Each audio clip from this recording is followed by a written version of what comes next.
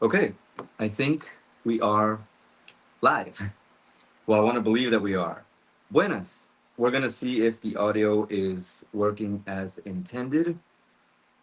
This time, I ironed out the issue with the mic. So if you're here, buenas. Let me know if the audio is good. We'll take these next few minutes to ensure that there are no audio issues. I'm also gonna check over here. This time, think I ironed out the issue with the mic. Oh, it sounds from here. It sounds lovely. So okay, cool. So we can assume that that means that the audio is okay. All right, perfect. Hello, buenas to everyone who is joining us today for Ecuador News, September 19th edition. We're trying to get all the news out there as much as we can. Robert, audio is good, Ace. It's good to see you. Last time I didn't hear from you on the stream. Buenas, buenas, buenas. We got quite a few things to talk about today. We're gonna actually start, ironically, maybe not ironically, but with some. I guess at this point it kind of feels like worldwide news, but more than anything, it's United States news. Some things that, well, something that happened that seems to be really making the rounds right now in the United States, and I do kind of want to talk about it and just kind of a brief, my opinion, my thoughts, what I think, what I have to say on the subject, because I have gotten some questions from friends and people I know about this topic. Less than people are probably getting in the States, but still some people have been asking me about that. So I want to talk about that here. So everyone who's joining, welcome, welcome. Buenas, buenas. Let's see here. Over here, I think I'll open the dashboard, the live control room. While we wait for anyone and everyone who wants to arrive, uh, any thoughts? How have things been? How are things going on your end? I'd like to hear from you. Some of the things that I want to talk about, personally, separate from the news stuff, I'll talk about at the end of the stream, since that is probably the lowest priority for everyone who wants to listen to Ecuador news. Some of it relates to Ecuador news because things happening in Ecuador, but I do want to talk about that at the end. So that way, first we start off with the news, then we go on with extra topics that I'd like to talk about. So, yeah, anything you'd like to talk about, please let me know. Kathy! Hi, Ace. Greetings from Florida. Florida, that is my place. I hope everything is going well over there. Buenas, buenas. Hello. Good that you were able to make it. Happy to see you here. Let me know how things are going over there. I hope they're fresher than they are over here, though. If we're talking about Florida, that's highly unlikely. It's been really hot. Right now, I have the fan, which I don't know if I made a big mention of that last time. This is a fan that I bought in order to not have to always turn on the air because the air's wigging out. I still need to get that fixed. But yeah, um, I hope it's fresher than it is over here. Uh, Living, loving abroad. What's good, Ace? How's it going? Stephen LaShawn, hope everything has been going well for you guys. Glad to see you can make it to the stream. Even if you're not able to make it to and watch the whole stream, I definitely like to hear your thoughts on some of the things that we're going to talk about here today. Oof, man. Just to give you, I guess, a little bit of a spoiler, we're going to definitely talk about the subsidy, the removal of the subsidy on diesel. We're going to talk about the incoming, technically already here, paro, which is, of course, for everyone who doesn't know, paro is a strike. And like I said, there is a specific piece of news that's not from here that we're going to talk about.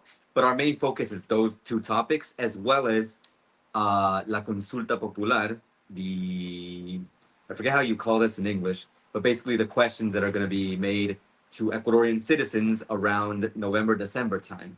So we're going to talk about those things soon. Let's see here. Cat and dogs. I have dogs too. Shelties. It's Florida. What can I say?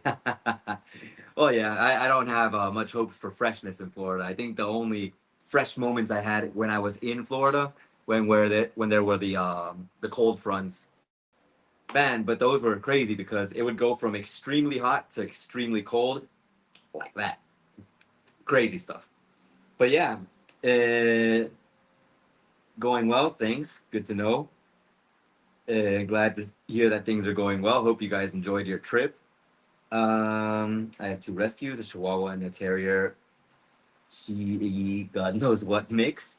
Moon River here in Florida. Everyone that is tan, we are very cautious. I know my family has everything they need to carry to let the police know we are citizens. Ooh, boy. So that is kind of part of the topic, part of what we're going to talk about. Though I did mention a bit of it last time.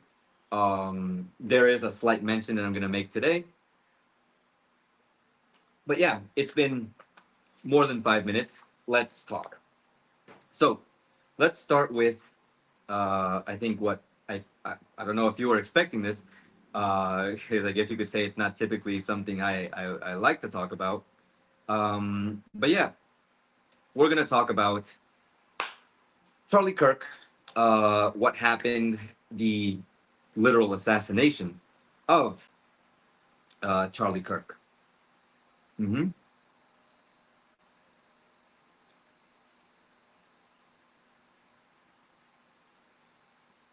So let's take a look.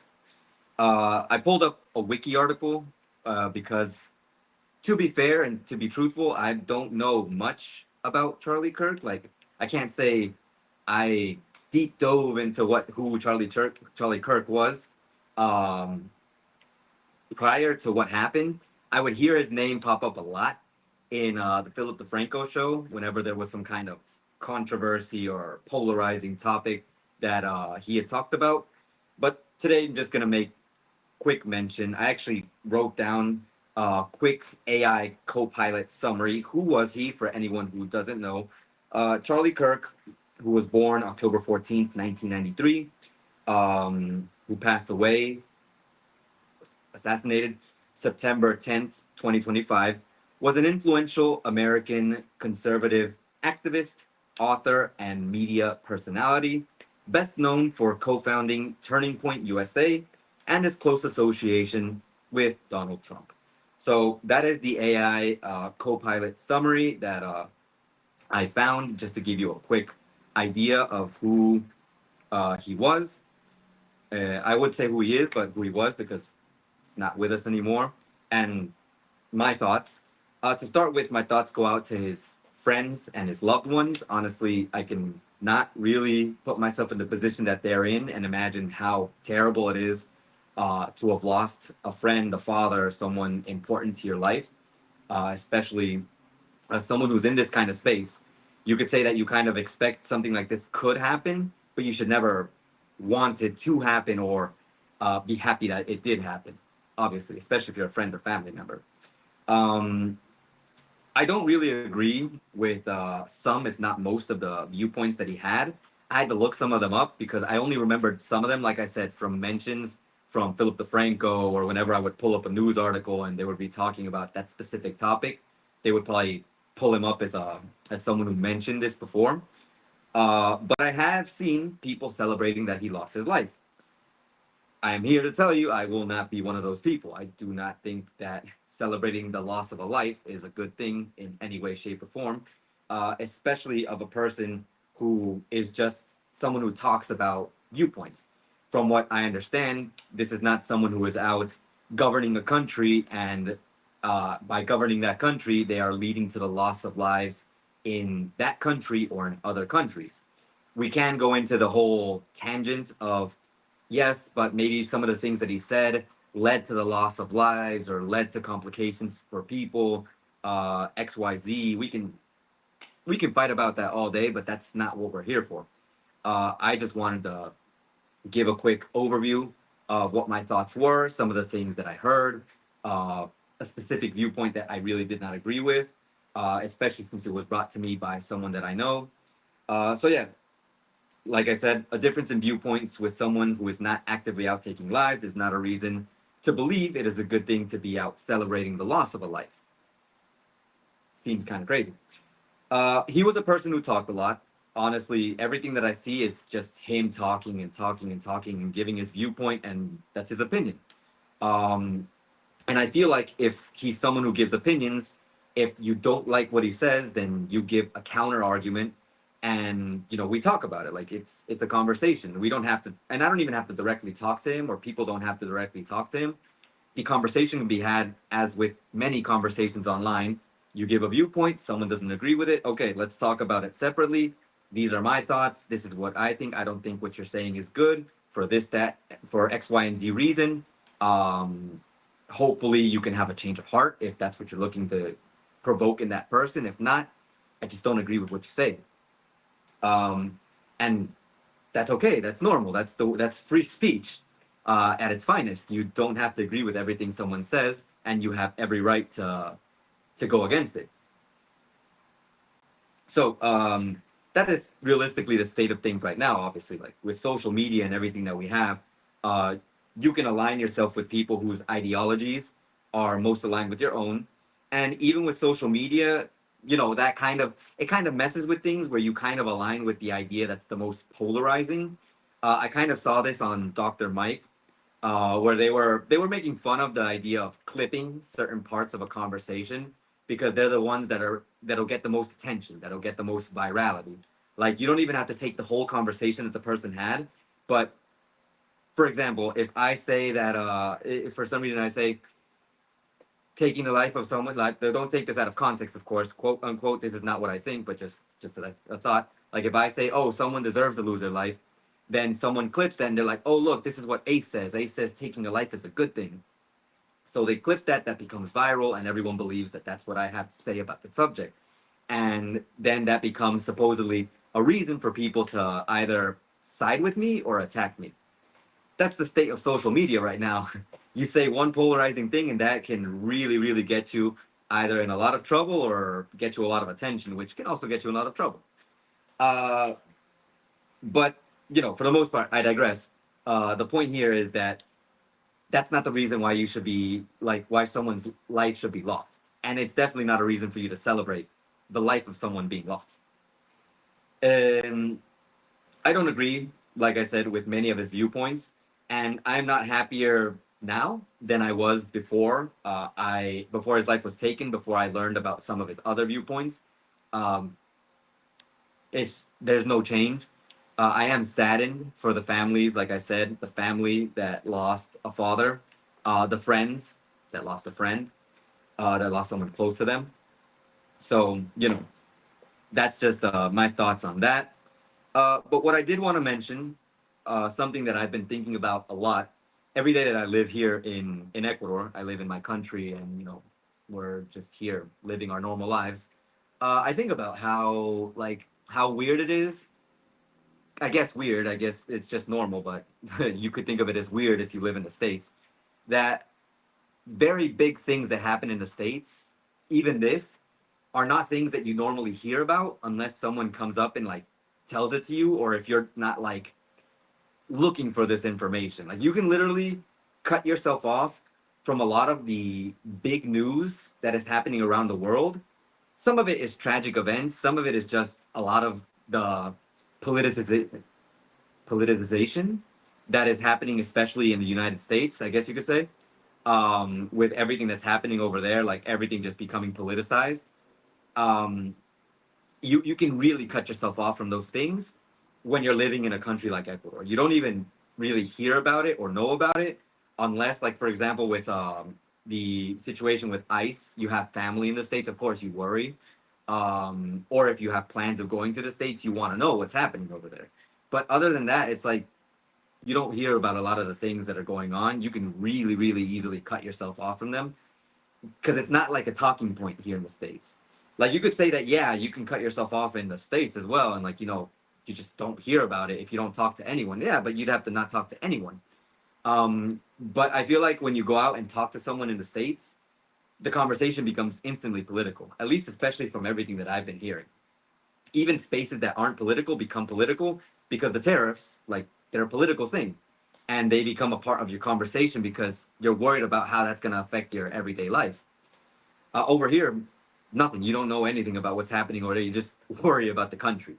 And you could say that it's vice versa in the States. You don't hear about anything in Ecuador, but there's so many things that you hear about, I feel, in the States itself, because there's so many things happening that it just doesn't compare to the smaller amount of things that are happening here in Ecuador.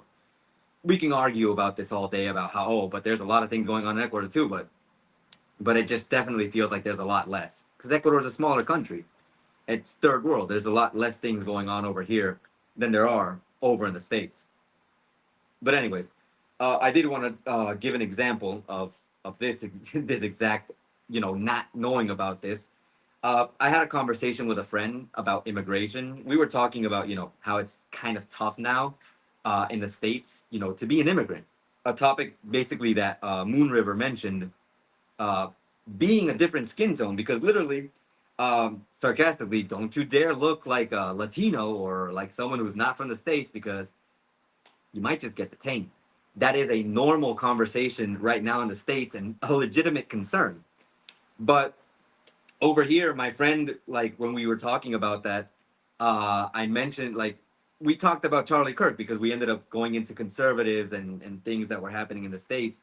And of course, Charlie Kirk was a subject. And she literally said, like, she had no idea who Charlie Kirk was until, like, she was fed that information because of what happened, like because of the accident. And then she ended up looking up more information about Charlie Kirk. Okay, who is this person? What's happening? And then she was like, I completely regret looking up this information about this guy because his views are horrible. Her words. And I looked up some of his views, and yeah, I really don't agree with some of the things that he said. Does that mean I want something to happen to him, or that I wanted something to happen to him? No, of course not. But we can agree to disagree. I don't like what he says, some of the things that he said, and that's just my point of view on the situation. Um, and speaking of TikTok, because she saw this on TikTok, I honestly never seen, had never passed perfect, had never seen that this had happened. Like I heard about it. Philip DeFranco talked about it the same day that it happened. He made it like the beginning of his news show. Like the news show that day had nothing to do with it, but he came out and like he added an extra part at the beginning. That terrible thing that happened in the States. Like, it's terrible. It's horrible. How can you view it as anything else? And I heard about it. He said it was horrible. The clip of like what happened was something terrible that no one should look up, which I completely agree with. If you have not seen have you not seen how this happened? Do not look it up because it is awful. But some of my students actually came up to me and they were like, "Hey, Mister, Did you hear about Charlie Kirk? Hey, this happened to Charlie Kirk." And I was like, "Charlie," and I was like, "Okay, I know what happened, but I never saw the video." And I was like surprised that they were fed this by the algorithm. But I was like, "Okay." So they showed me it. It was terrible. I kind of wish that they hadn't seen it, but because of that, they actually learned more about Charlie Kirk. They investigated as well, and they were telling me like they were not in agreement.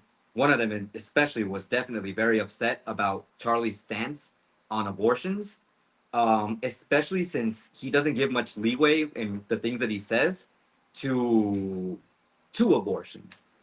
Um, and honestly, I like even in worst case scenarios. And I also agree that that people's body, like in my opinion, that it's a stance that I don't agree with.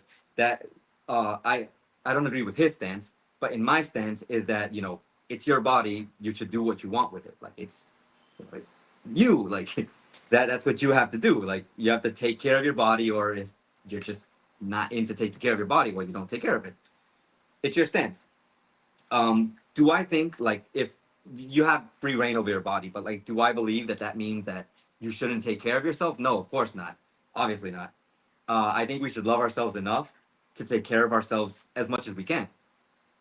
But if someone decides not to take care of themselves, like I can't do anything to stop that.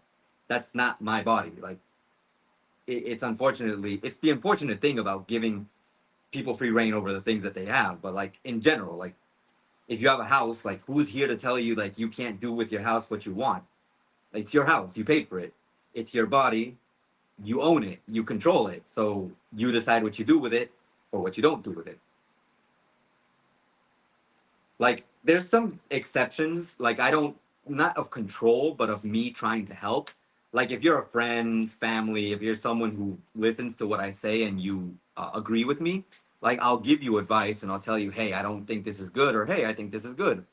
And it's your choice at that point if you want to listen to me or not. And most of the time I only say things once, because I feel like if someone wants to listen to you, you don't need to tell them over and over again the same thing. They'll listen to you the first time.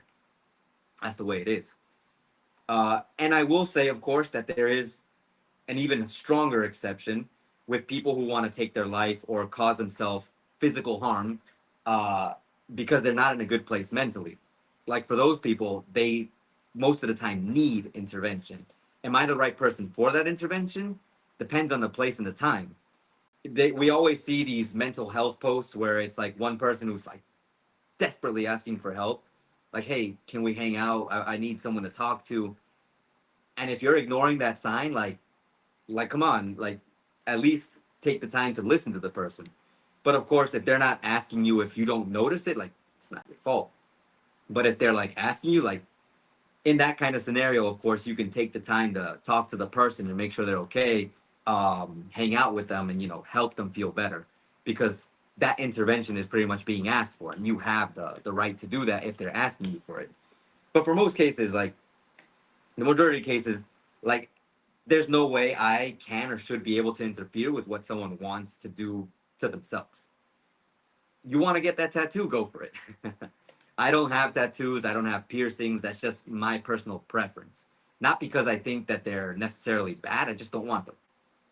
Uh, but everyone has the right to get as many tattoos or piercings as they want. If society wants to judge them for it, honestly, there's not much that we can do about that, because that's society. And I don't even think you should be judged for tattoos in the first place. It's like a representation of something that you like. But anyways, those are my thoughts, and I'd like to know what you think. What are your thoughts on that situation? I did have, of course, some other posts, not posts, but some other articles talking about the motive behind Charlie Kirk's killing. The only thing that I want to mention about that is that I feel like a lot of this situation is being politicized, left versus right. The right believing it's the left, that it's the left extremists. Um, that made this happen. And I kind of feel like in general, and this is just a separate conversation that I wanted to have in regards to this, is the fact that I kind of feel like the worst possible thing any of the two sides could ever do to the other side is take the life of one of their political adversaries, because that just creates the vision that that person was right. If you silence someone, you're basically saying that what they say makes more sense because you had to silence them in order to stop them from saying the things that they were saying. So what does this look like in this kind of scenario now? It makes it look like the left is very extreme, because if you take away someone from the right, of course, the first person you blame is the left. Even if this person were a righty, a rightist, like immediately the conversation was trying to be shifted to the left did something against the right. And you're free to believe that if you want. And it could actually be the case. And if it is, it's unfortunate because, like I said, all you did was create a martyr. I think you call it a martyr. A person who basically is now the ideal representation of everything that that side hopes to represent. And because they're no longer here, there's no way for you to even counter their points. I mean, you can. That's what social media is for. We still counter the views of people who no longer exist, but it's harder now because now you had to silence someone in order to say that they were wrong. I don't know if you get what I'm saying with this, but to me, in my opinion, it was probably the worst thing that could have been done, if it was an attempt from the left to, I don't know, to go against the right. I don't think that was the case. It was probably just one person who was unsatisfied with things as they were, but it it's just not the way, not the correct way. Like I said earlier, sit down, have a conversation. If you have a platform, speak. And that goes into the other article I wanted to pull up about the abuse of power.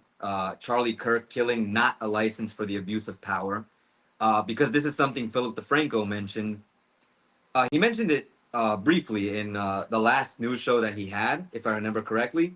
It was the last one, and it's basically the fact that you have a voice, and if they silence you on this, or in any, like, it's not just this, like we're talking here on my channel is very small, but if someone were to try to silence me, like, it doesn't just end there. It's not like you silence me and it's over. Like, oh, if I give in to one thing, it's not like it ends there.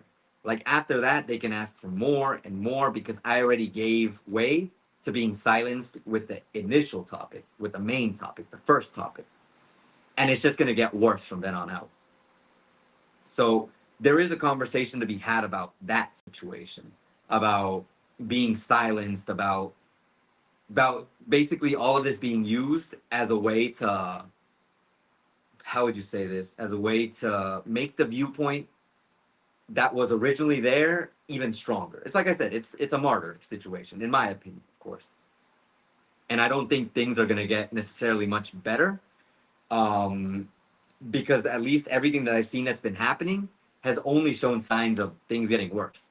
I mean, I've seen some people who have lost their jobs because of what they said, and in some ways, like, some of the terrible, like, the celebrations, horrible. Like if you're that kind of person and if your workplace doesn't like that kind of people, then yeah, sure. I guess you could say that's a justification for them losing their jobs. But if you're firing people because they're using their right to free speech, like like right now, I'm giving my opinion that I don't agree with some of the things that Charlie Kirk says. If I were to get fired because of that, because maybe the company that I work for, they don't want me to side against what the government believes in or what the right believes in, then that would be wrong. Like, if I'm a shit person, and I'm sorry for the bad vocabulary, I typically don't have to go for it, but if I am that kind of person, then yeah, of course, obviously, you don't want that kind of image for your company. And I understand that. But if it's just because I had a viewpoint that does not align with what this person is saying, I should not be, it should not be grounds to fire me. Those are my thoughts. I'd like to hear from you. In the meantime, I will read some of the comments. I'll also pull up the next article, because now we're going into Ecuador news. I'm sorry for the big tangent. I apologize, but I feel like it was necessary because it's a big thing happening right now. Okay, so we're going to close these things down. We're going to translate this page into English. Ooh, translate. This page couldn't be translated. What? Okay, there we go. I was about to say, what? How? Google, you're failing me. All right. So reading some of the comments. Moon River, stay safe. Crazy times, definitely. Like I said before, like I don't think I would, even with my thick American accent, people here like, dude, you sound totally American. And I'm like, yeah, I mean, I do. Even with my accent, just because of the way I look, I'd probably have been detained a long time ago. Ooh boy, especially me who likes to be out doing sports and doing things. I'd have been in big trouble. I've had several rescue over the years. The assassination was the first time I heard of him. Yeah, a lot of people really did just start hearing about him, but that's how social media works. As soon as something big happens, it becomes news, and it's so big. In this case, it was so big it reached the ears, the eyes and ears of Ecuadorian citizens. Especially my when I saw that it reached my students, I was like, this is not good. I was not happy about that. Although I am kind of happy that they have very critical thinking about the situation. That was something that made me happy. What didn't make me happy was like them having the witness the the assassination, but seeing that they have critical viewpoints. I love seeing how smart they are. That's always a good thing to see in your students, because not only do I praise them for knowing good English, I'm very happy when they're good in all the subjects. Uh, I also, well, a reminder to them, of course, that you don't have to be the best in everything in all of these subjects, because at one point you're going to end up specializing in one thing. It's good to have good grades. It's good to be really good, and it's good to be like the best if you can, as long as it's not taking away from the things that you love to do, of course. Because once you start stressing out, even if you're the best in everything, if you're stressed, it's not going to help you in anything. Um, Never a good thing. Political violence is never good. Completely agree. Thank you. Will do. You have a wonderful day. Please, Moon River, take care of yourself. Robert, my friend, kid, 19-year-old, are from Oaxaca, Mexico. Mexico. The kid is here in Texas and has to renew his student visa. He's very afraid of going into Mexico in December to renew his student visa. I can imagine. I have personally avoided discussing this topic. This is Steve, by the way. Hello, Steve. I was well aware of who he was before he was killed, and he said terrible things about people like me and people I care about. I read some of his viewpoints, and honestly, like I said, I don't agree with the majority of them, but like we can't put ourselves in the position of wanting him to perish because of it. Like if, like I said, he's a person who talks, then let's talk back. We have a voice and we have to use it. Tom, hola, hello, Tom. Hola, Tom. Buenas. Living, loving abroad. He spoke bad about black women, which I can never accept. However, I'm not glad he's dead. But being essentially forced to only speak well of him is insane. I agree. Like I said, we can disagree about the things that he said. Like that is okay. That is what our platforms are for. That is what our voice is for. That is the absolute meaning of free speech.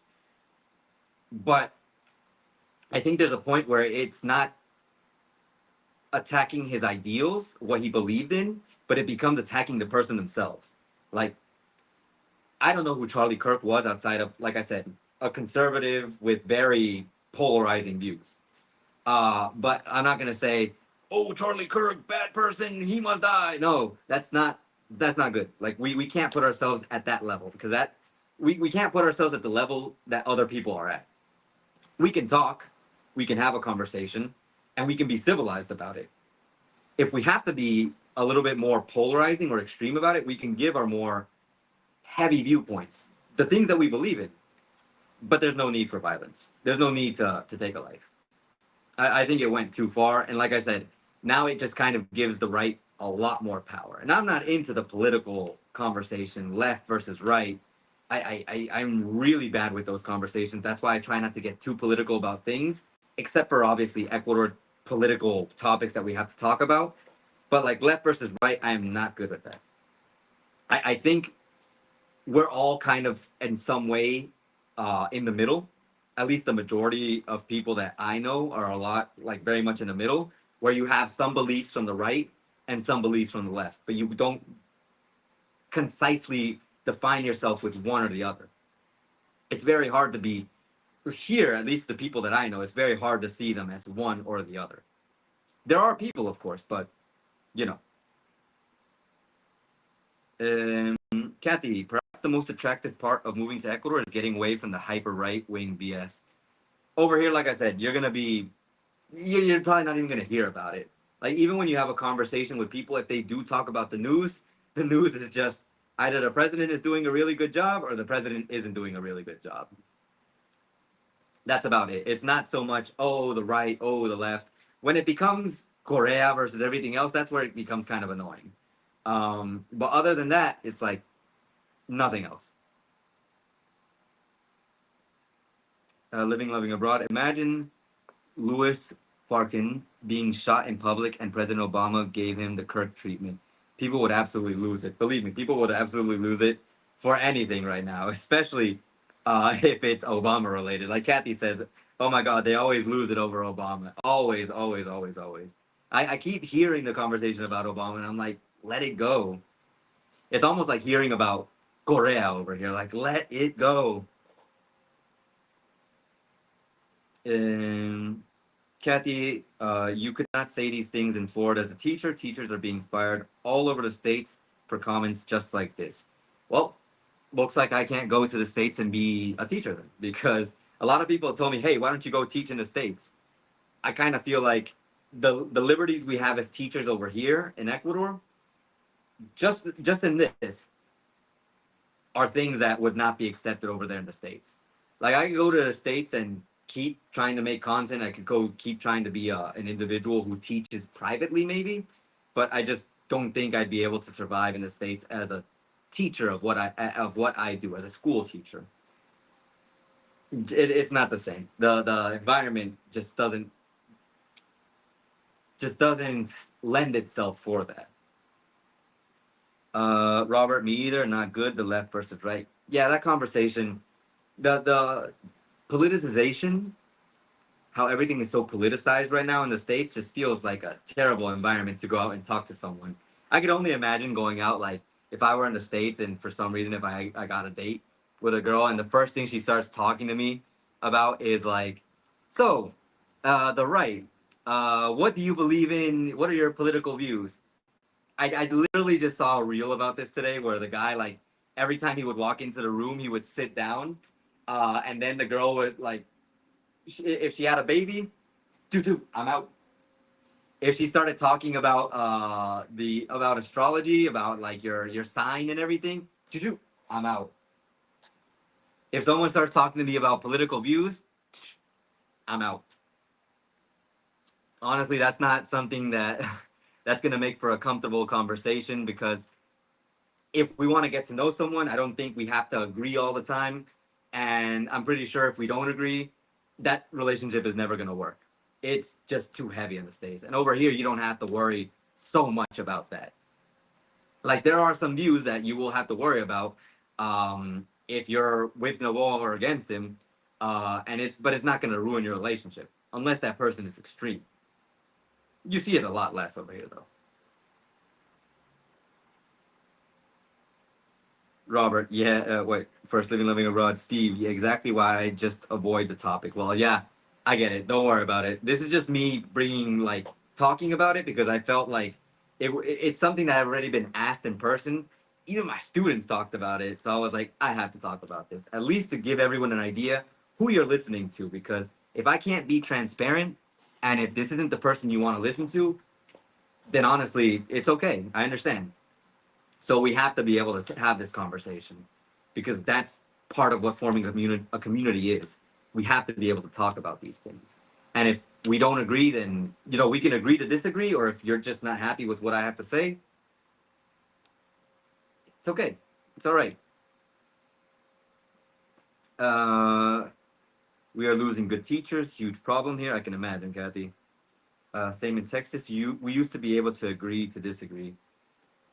Oh boy, a lot of things are changing, and I don't believe that they're for the better, to be honest. I feel like my little Luffy lamp is just trying to run away also from all this madness. Okay, let's move on. Let's talk about the subsidy. Okay, so Noboa eliminates diesel subsidy in Ecuador. Fuel prices will rise. Ecuadorian President Daniel Noboa announced this Friday. We're talking about last week, of course, basically, the elimination of the diesel subsidy, a measure that will increase the price of a gallon of gas from $1.80 to $2.80. The subsidy, representing approximately 1.1 billion annually, according to official data. Now, I have some thoughts because there's a few different things we have to talk about when it comes to the situation with the subsidy. So first, we have to take a look at what the diesel prices were before and what they are now after removing the subsidy. Like I said before, $1.80, it's going up to $2.08. Now, one of the main concerns that people were having is the situation with, okay, so if the diesel prices go up, that means transportation is also going to go up.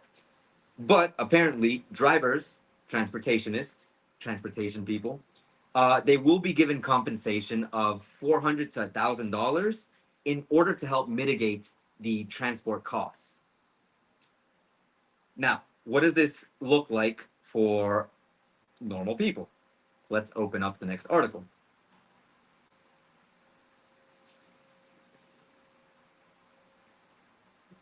¿Cómo te afecta el retiro del subsidio? How does the elimination of the subsidy affect you? Let's look at this in English. I said let's look at this in English. Oops, did I click out of it? I think I might have clicked out of it. Hold on, let me go back. Okay, so let's right click, translate to English. Try again. Why are you having problems translating to English? You've done this before. You can do it again. Okay, cool. So, the elimination of the diesel subsidy in Ecuador has generated concern in various productive sectors and citizens. Although not everyone consumes this fuel directly, its effect extends throughout the entire economic chain. Expresso spoke with agribusiness entrepreneur Francisco Parra, who explains how this measure could impact the pockets of Ecuadorians. So, as we see here, diesel is in almost everything. Parra explains that Parra explains that diesel is present in almost every stage of the food production chain. I would estimate that 90% of basic food basket products use diesel at some stage: primary production, agricultural transportation, processing, industrialization, distribution, and logistics, he explained. So, some of my thoughts on this is this: in the article, it states that, as expected, most things are in some way affected by diesel. Some it's used, it is in the process, as we just saw, it is in various things. But because because diesel is used in these things, that doesn't mean that everything is going to go up the same way that diesel went up. That is to say that if, for example, like I said before, diesel went up $1 because it was 180, now it's 280. That doesn't mean that if you buy something, for example, an apple, just to give an example, that doesn't mean that the apple before it cost 40 cents, let's just put a price on it, and now it's going to cost $1.40. No, it's not an exact, it doesn't translate exactly to $1 raise to all of the things that somehow use diesel. So what should and shouldn't be made more expensive? The most visible impact could be a slight increase in the prices of finished goods and public transportation. So Parra notes that the transportation unions are still analyzing the compensatory measures offered by the government. So a fair increase has not been confirmed. In fact, because of the compensation, from what I understand, nothing is supposed to change. All the prices of all forms of transportation are supposed to stay the same. But like I used before, the example of the apple, if the apple was somehow used in this transportation chain, if it was, for example, again, the 40 cents, it's not going to go up $1, but it might go up 5 cents, just to give an example. It's not the exact value, by the way. I'm not saying that it's going to go up 5 cents, but it could.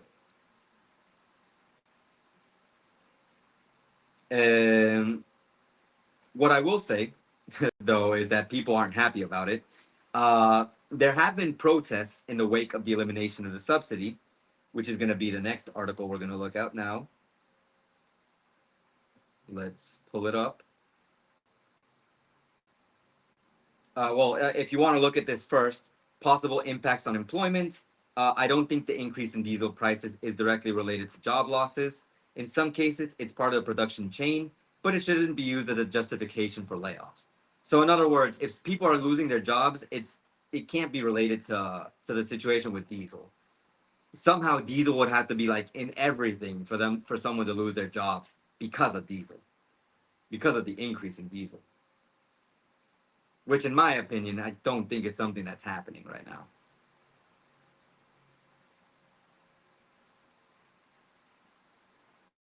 It's weird how it doesn't want to translate the first time, but when you put try again, then it translates. It just takes a little bit longer.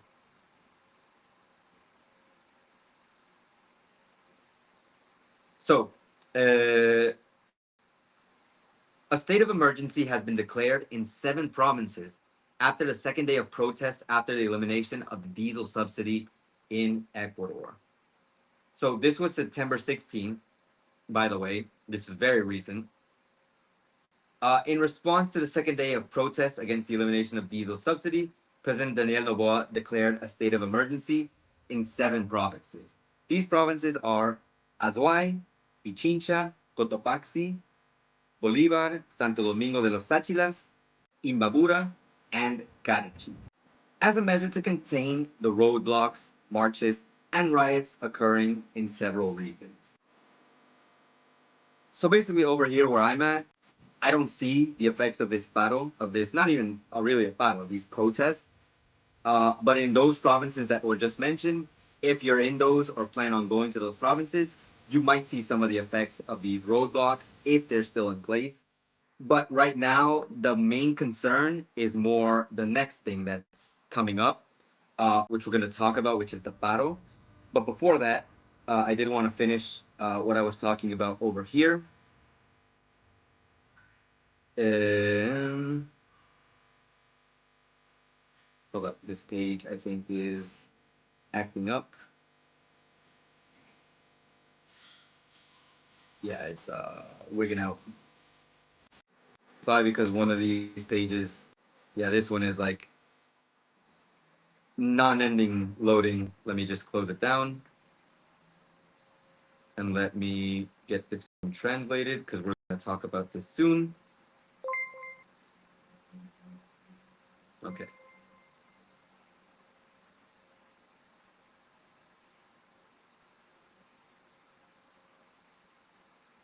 Yeah, this page over here is like wigging out. Um,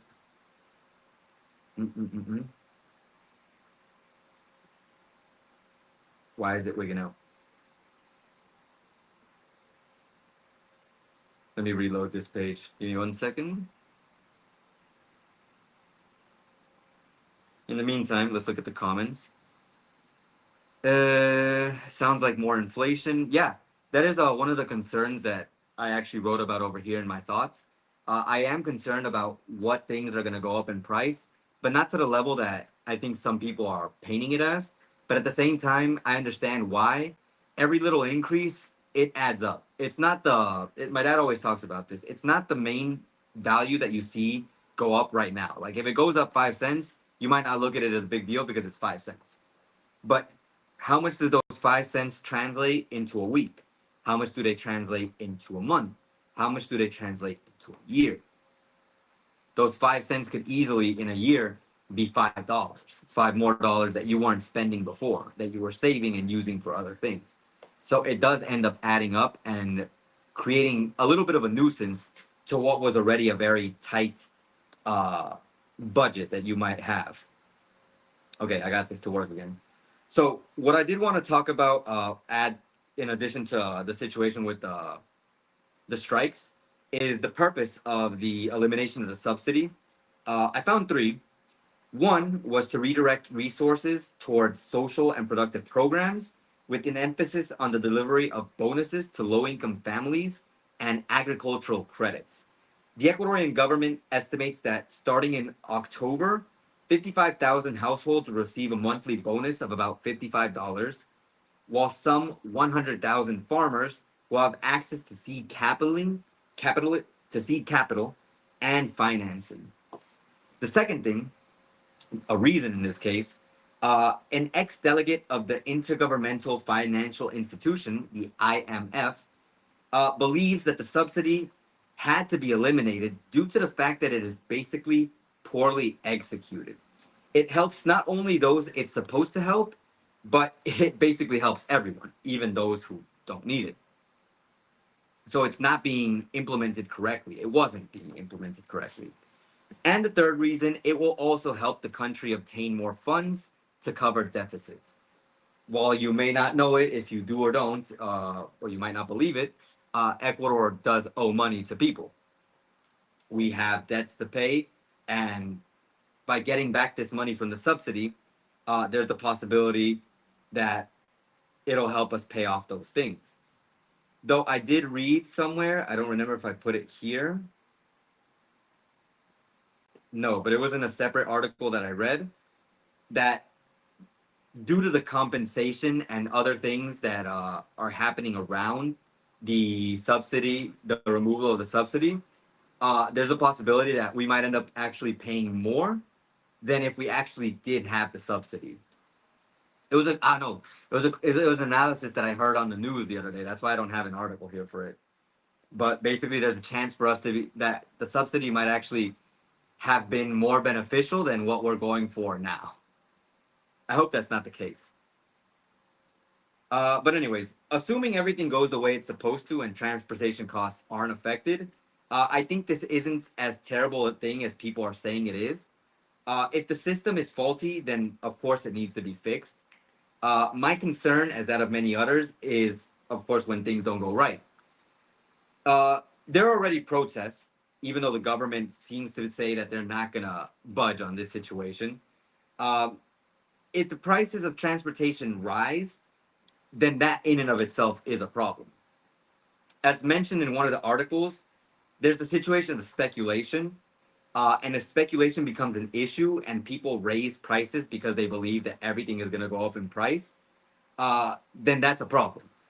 A lot of normal citizens have the belief. I also had this belief at one point. I still kind of have my doubts, but can't confirm.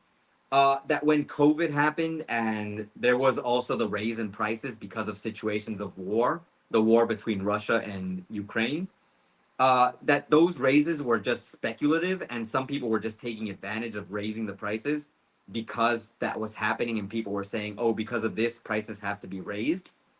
So we don't believe that those raises should have happened and that they should still be in effect.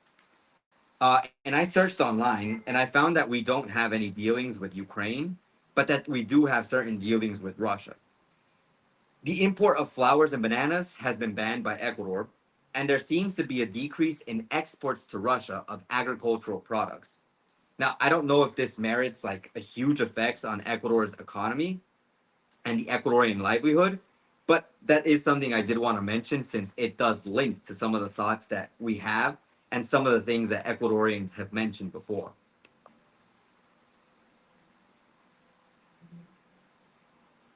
But now, moving on to the situation with the paro, before that, let me take a water break.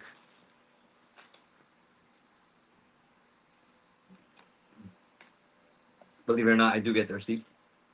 Okay. And let me read some of the comments. Living, loving abroad, we feel for the transporters and we hope they are compensated in some way. We use public transportation a lot, and just because we can afford a price increase, that doesn't mean others can. I agree.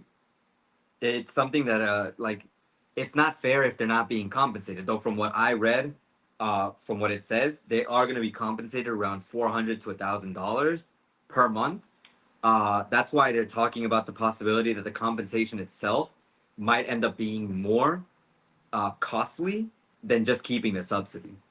I don't know if that's actually going to be the case, and I'm actually kind of concerned how they're going to know exactly who's going to receive the compensation, and hopefully people who don't deserve it aren't receiving it, because that'll take away from people who actually do deserve it.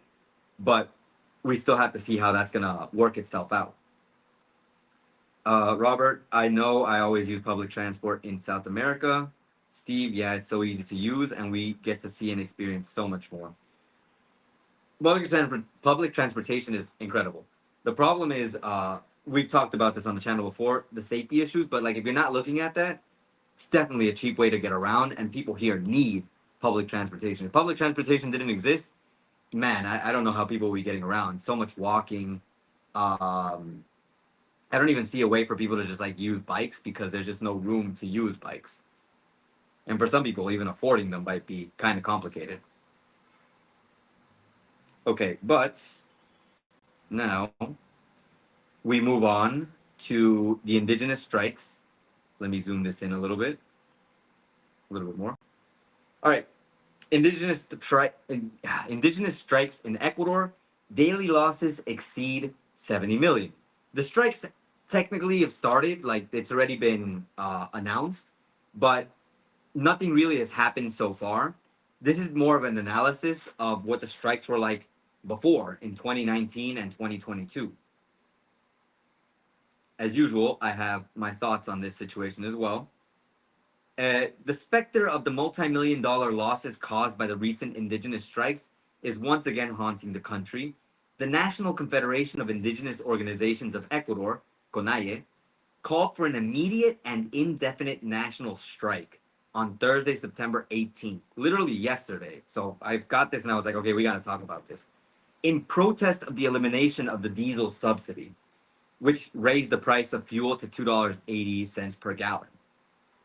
So going back to the situation, honestly, I should have foreseen a strike happening, paro specifically, because in previous situations when there's been even the mention of a touch of the gasoline, the CONAIE is like, you're not touching the gasoline, and the paros really do have a big effect on the economy. For example, if we look at the effects of the previous paros in 2019, 11 days led to the loss of $821 million. And as the article states, that meant daily losses of about $74.7 million in 2022. In 2022, no, 20, that was in 2019. In 2022, 18 days led to the loss of $1,115,000,000. This meant about $61.9 million per day. Now, President Noboa has stated that the removal of the subsidy is here to stay. That is not going to change. So let's assume that there is a battle, like, the way that it's been in these last years where it had those effects. I did some calculations. So if we take the lowest value, which is 61.9 million, and we multiply it, let's say, by 365 days, since this is never going to end, that would equal 22,593,500,000.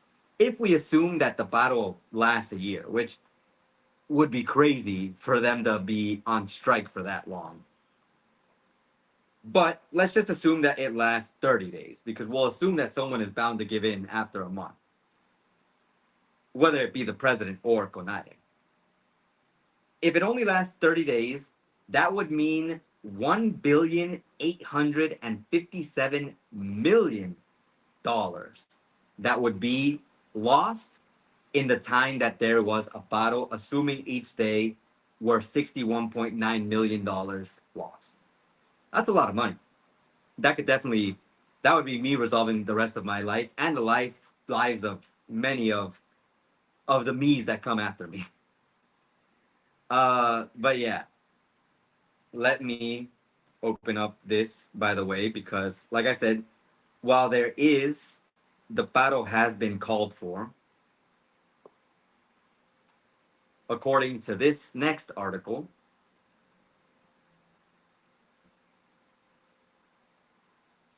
let's open the article and have it translated to English.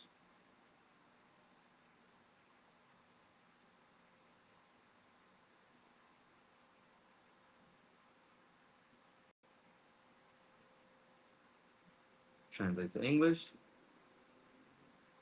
Try again, because the first time it doesn't work.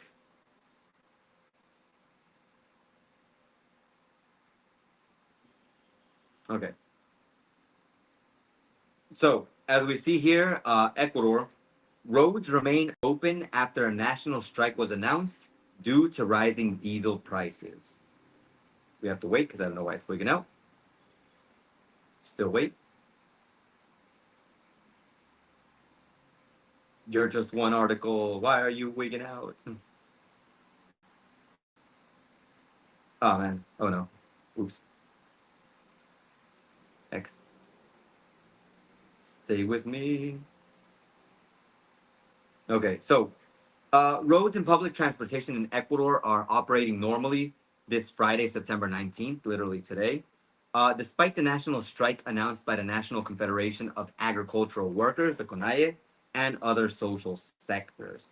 So I assume that right now there's really no effects of the big battle situation. One, because it's only been a day, and two, because I feel like since this was announced, I'm pretty sure the government is taking action to avoid anything happening.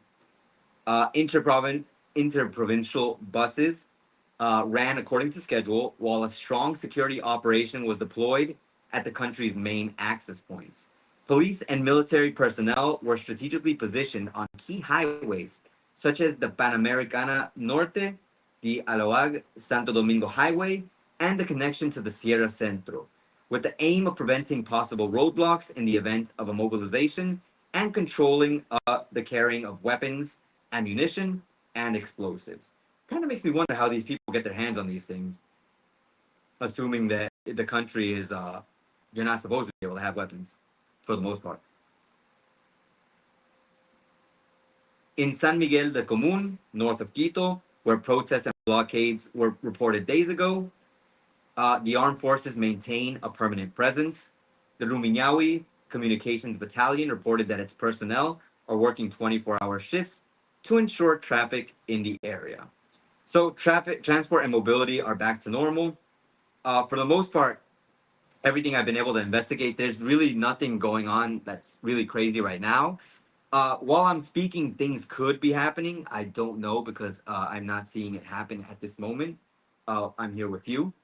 But things could be happening as we speak. So roads in Ecuador remain operational, and it doesn't seem like there's any immediate damage or harm being done, but that could change one moment to the next. And there is something that I wanted to look at as an effect of the paros.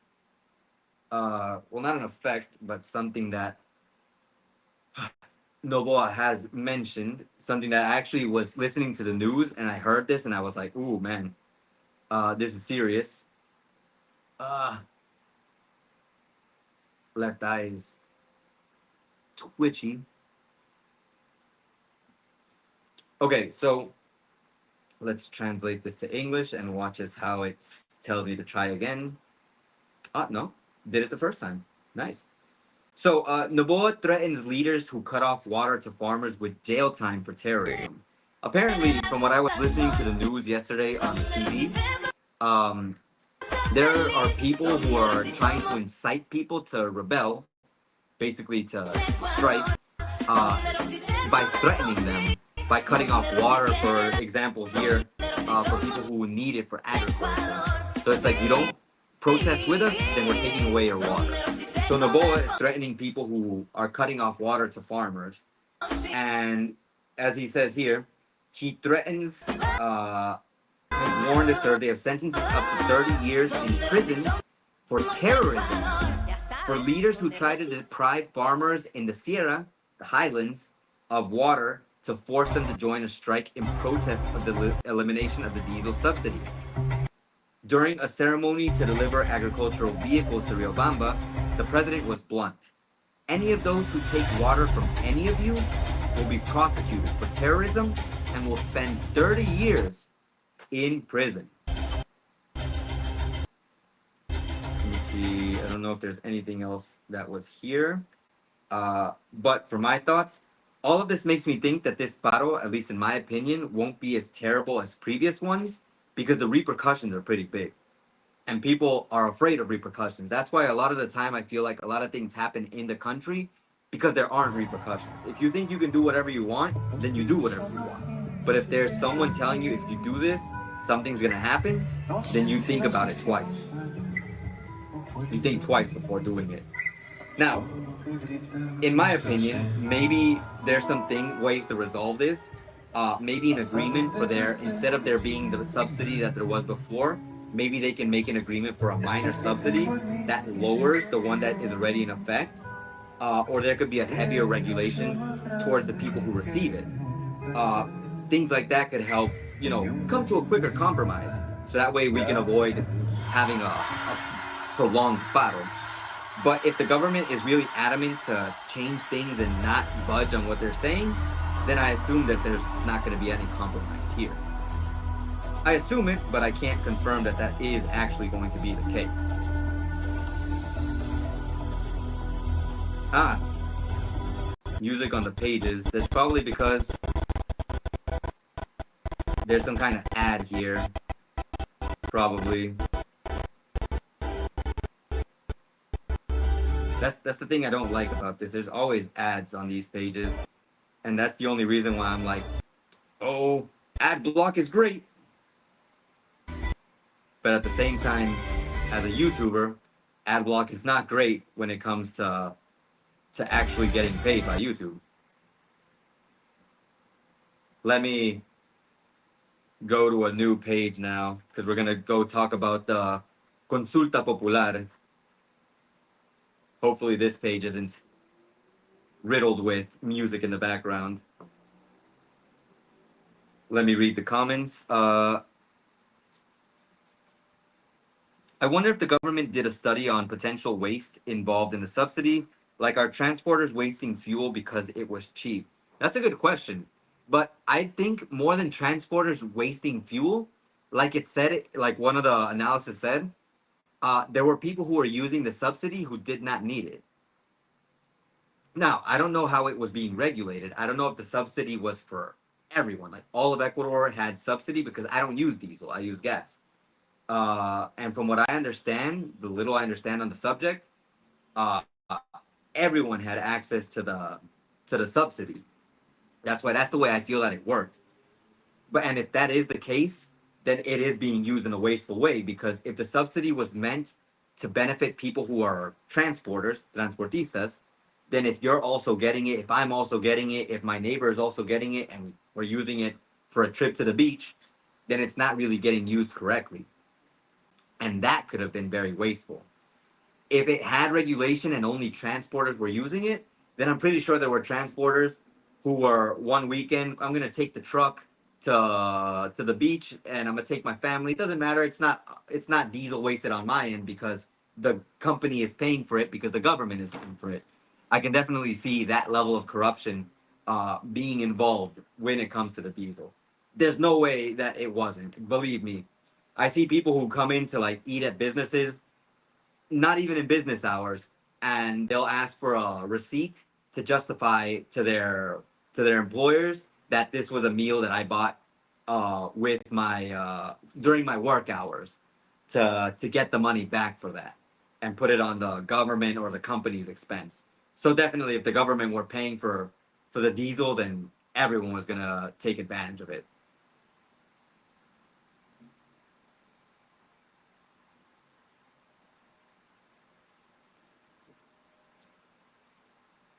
Let's see here. Let me see if this one is also playing ads. Mute. I don't know if there's any music playing in the background of this site, but I muted it anyways, just in case. But I do need to translate it. So translate to English.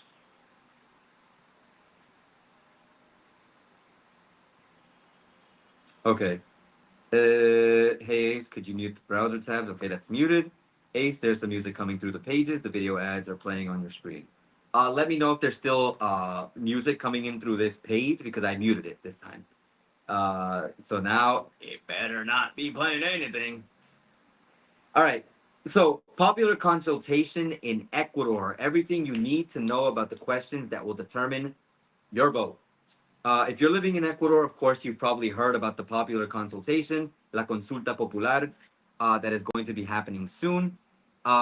Originally, it had like 7 questions. Now it's been reduced to 4 because only 4 of them could go through.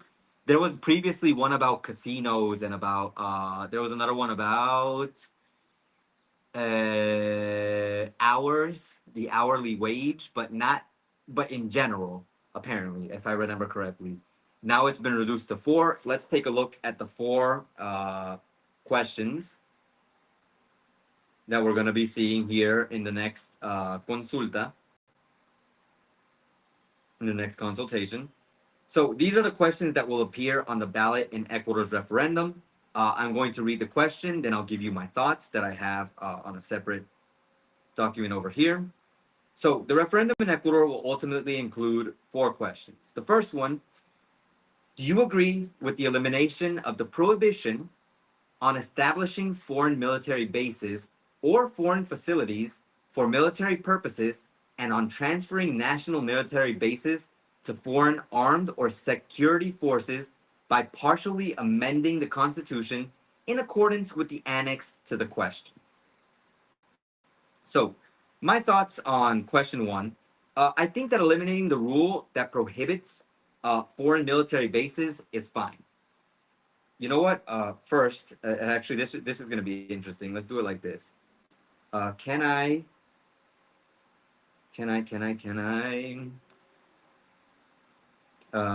Start a poll. Question one. And I'm gonna put military bases. Well, it should be foreign military bases. And question mark. I'm just gonna summarize it as that. So, what do you think? Foreign military bases, yes or no? In my opinion, what I had to say about this, basically, like I said, eliminating the rule that prohibits the bases is fine because you're just eliminating the rule. That means that you have the ability to allow the bases. Does that mean you have to allow the bases? No. Does that mean you have to allow all bases? No. Does that mean you can now allow some bases? Yes. So by allowing this, in my opinion, it gives way to the possibility of getting assistance from another country, such as the United States, but doesn't necessarily have to be the States. It can be anywhere else. We can now get the help without necessarily, without it being illegal, for there to be a base here in the country. Is it going to be a good thing or a bad thing? It depends on how it's implemented. I don't think the government would be foolish enough to allow people to just come here without restriction. Like, you can come, you can have your base, you can do things with your base, like you can help find the drugs, the cartels, help with operations. But does that mean that the United States now has power, complete power in Ecuador? No. Does that mean the soldiers that come can do whatever they want? No. There will be limits, I assume, to the people who are coming, and with the allowing of this these military bases here in Ecuador. I don't know if they're not all gonna be here at once. Like, I don't know how many they're gonna allow in the country, and what exactly they're gonna do. But I feel that if they're just here to help, and if they're regulated correctly, it shouldn't be the biggest deal. There will be problems, of course. Nothing's gonna be perfect. I even heard that previously, when there were already military bases, that things were happening. The people who were in the bases were taking advantage of their position and doing things on the mainland. But hopefully, we've learned, we've grown, and we now know what shouldn't be done, how we can regulate these bases more correctly, so that we can avoid these things. Those are my thoughts. What do you think about question number one? Let's see. Where's the question? I don't see it over here.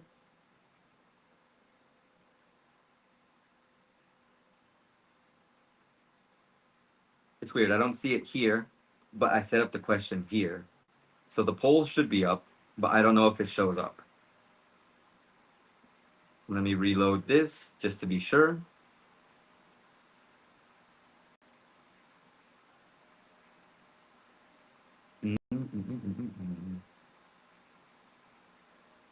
There's a lot of buts in that question.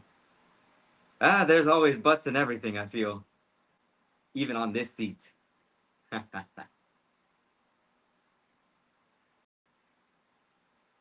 Ooh, man, this is taking forever to load. Okay, let's look at the second question. So, the second question: do you agree with eliminating the state's obligation to allocate resources from the general state budget to political organizations by partially amending the Constitution in accordance with the annex to the question? So let's see here.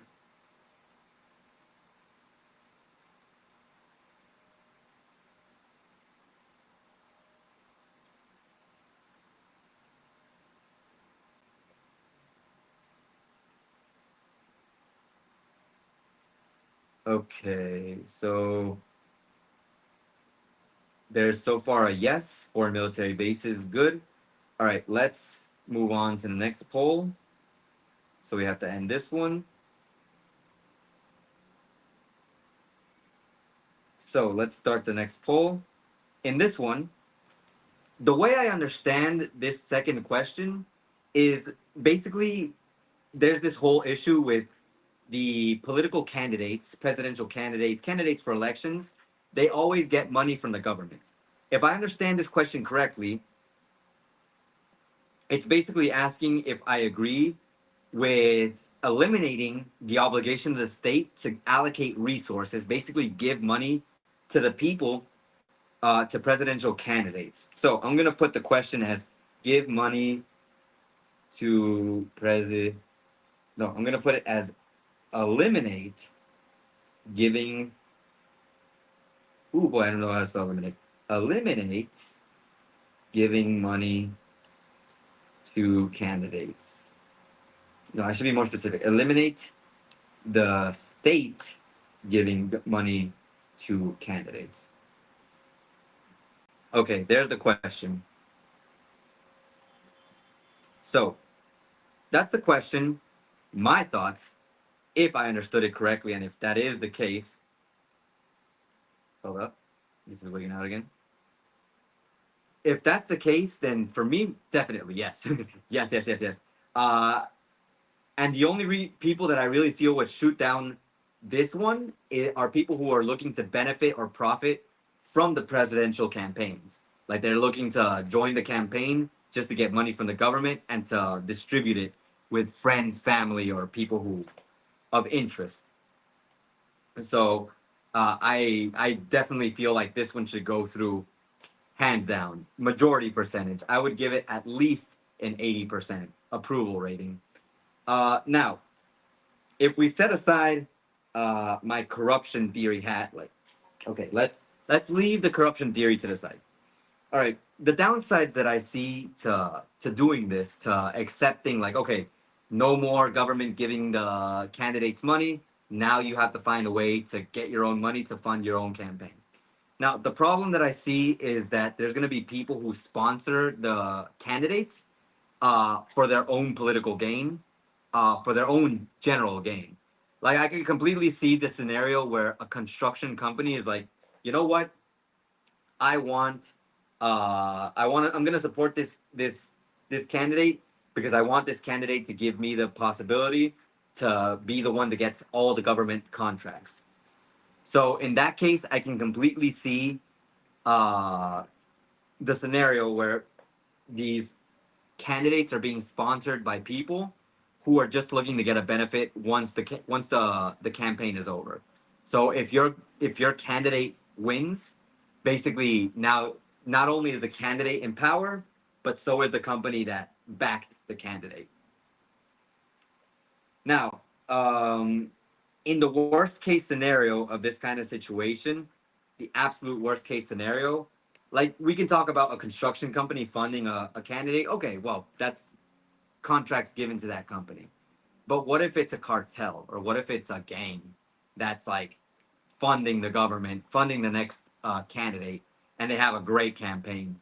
In that case, you're basically, if that person wins, you're basically putting the cartels or the gangs into power, and that would be horrible in its own way. The worst case scenario, most likely. Now, I do feel that certain measures would be taken in order to avoid that from happening. Like, for example, there could be public disclosure of what companies are supporting which candidate.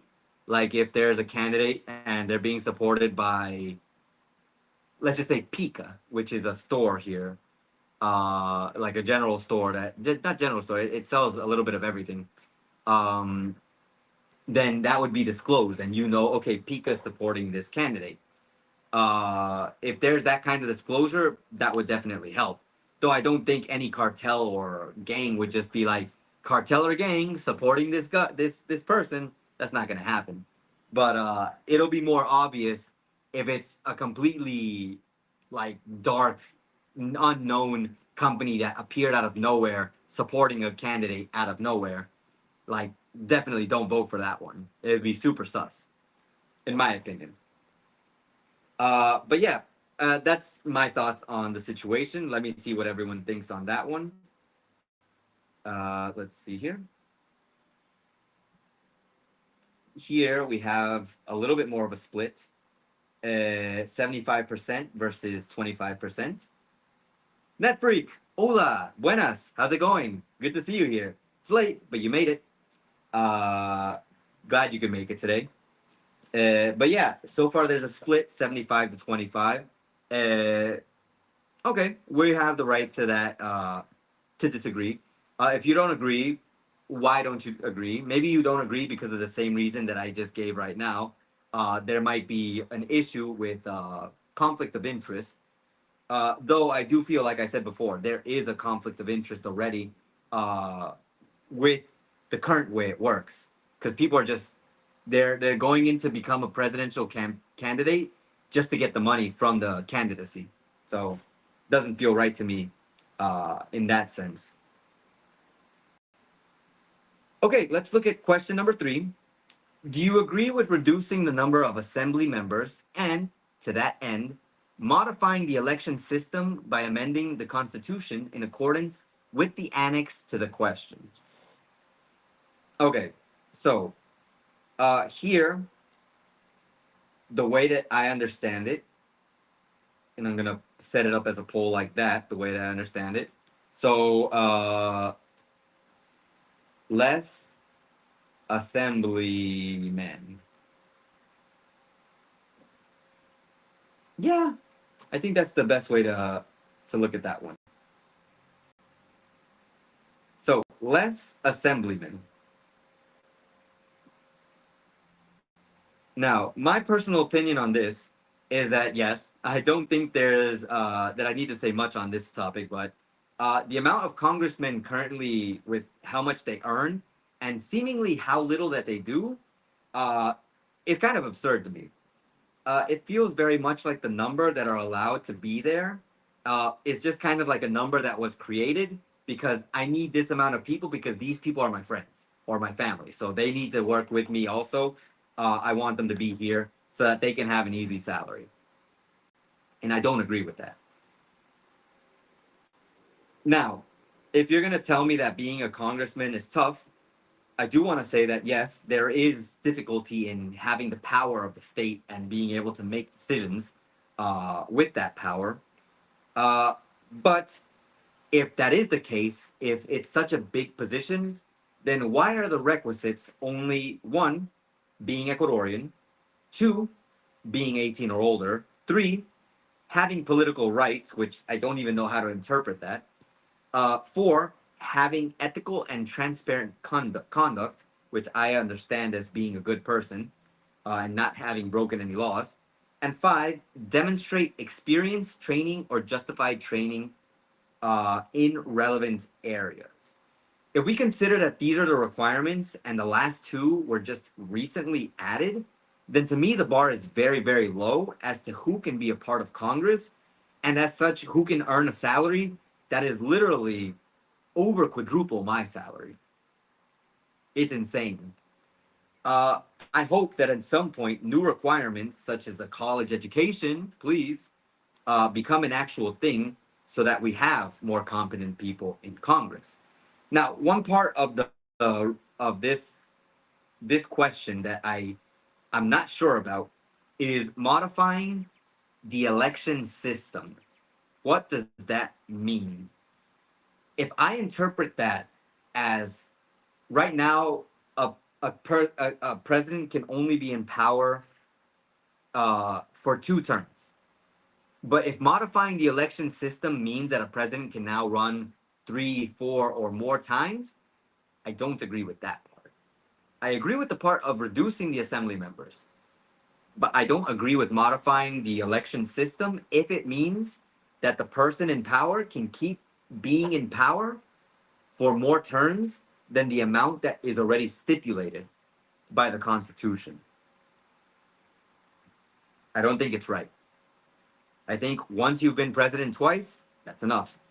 Let someone else come into power. Even if you're the best president, unfortunately, we gotta let you go because things have to change. Hopefully for the better, for the most part. Now, if the majority of the population thinks it's okay to modify it and for someone to keep being president after they've been president twice, well, honestly, there's nothing I can do about that. I don't agree with it because I don't. Once someone is in power for too long, they start to become corrupt, I guess you could say. I feel they start to think that they can do basically whatever they want. In some cases, that might be the what we need, what some places need. In some cases, I just don't think I agree with this right now. Not in that way. Living, loving abroad, candidate funding should have a dollar limit and no corporations. By dollar minute limit, I mean $5 to $10. That would be great. Like a little amount that you can give to each candidate, like to say that I support this person would be fine. But you know, it's never gonna be that way. People are gonna take advantage of the system, and they'll find a way to donate more than the amount that's prescribed, I guess you could say. Robert, I don't agree because of conflict of interest. This happens a lot in the US. I had a feeling that might be a reason why there might not be agreement. And I agree with that thought process because there are going to be people who definitely try to take advantage. And it's unfortunate because some people genuinely want to support their candidate. Like, I think this is a good person. But there are other people who are trying to get them into power for their own personal benefit. And that's not right. Okay, let's see how the poll ended on this last question. The reduction of the assemblyman.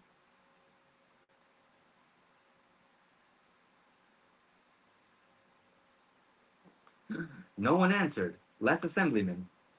Well, the thing is, I understand because it's conflicting. Like, yes, I think a lot of us Ecuadorians want less assemblymen, less congressmen, but I can definitely see a world where there are people who don't want there to be a change in the way that the electoral system works, how the elections work. Like I said, letting a president be president more than once. I'm sure that there are people who don't want that. Okay, and let's read the last question.